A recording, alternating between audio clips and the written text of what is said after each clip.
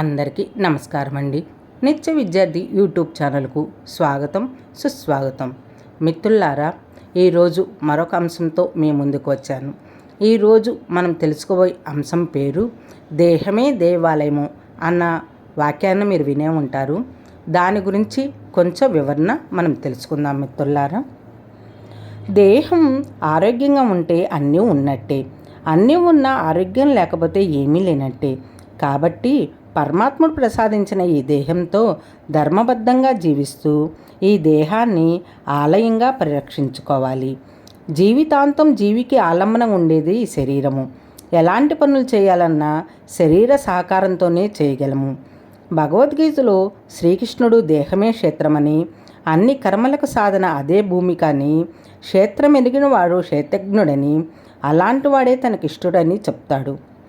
మనిషి కుటుంబ పోషణార్థం కష్టపడాలన్నా, జ్ఞాన విజ్ఞానికులను సంపాదించాలన్నా శారీరక ఆరోగ్యం బాగుండాలి. మంచి పనులు చేయడానికి ప్రధాన సాధనం శరీరమే. కాబట్టి మన దేహం ఆరోగ్యంగా చైతన్యవంతంగా ఉండాలి. శరీరం ఆరోగ్యంగా ఉంటే తద్వారా మానసిక ఆరోగ్యం కూడా నిలకడగా ఉంటుంది. మనిషి కష్టం దుఃఖం లాంటివి ఎదురైనప్పుడు కుంగిపోకుండా, సుఖాలు కలిగినప్పుడు పొంగిపోకుండా ఉండాలని భగవద్గీత బోధిస్తుంది. ఇలా ఉండాలంటే శారీరక మానసిక ఆరోగ్యాలు రెండూ బాగుండాలి. ఇంద్రియ నిగ్రహ కోల్పటము, జీహ చాపల్యము, అవసరాలకు మించిన ఆహారాన్ని భోజించడం, వాటి వల్ల జీవనశైలి అస్తవ్యస్తం అవుతుంది. కాబట్టి వాటిని అదుపు చేసుకోవాలి. లేకపోతే శరీరము అనేక రుగ్మతల పాలవుతుంది. పెద్దలు మితహాయి అతిహాని అంటారు. ఆరోగ్యాన్ని మించిన భాగ్యం మరేది ఉండదు కదా.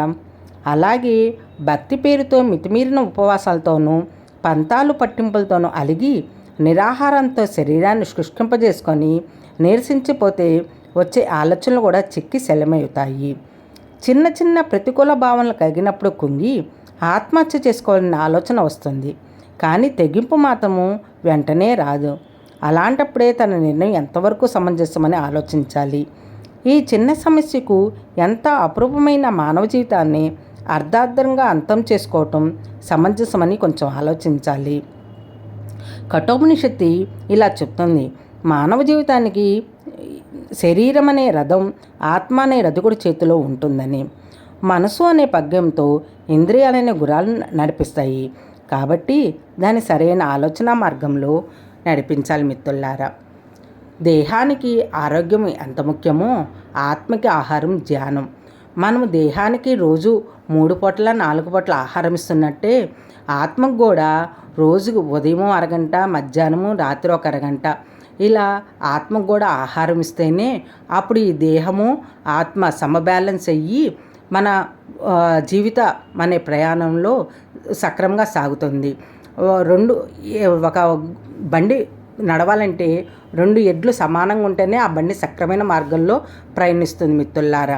ఒక బండి చక్రం ఎద్దు బాగుండి ఒక ఎద్దు కుంటుకుంటూ ఉంటే ఆ ప్రయాణం సమంజసంగా ఉండదు.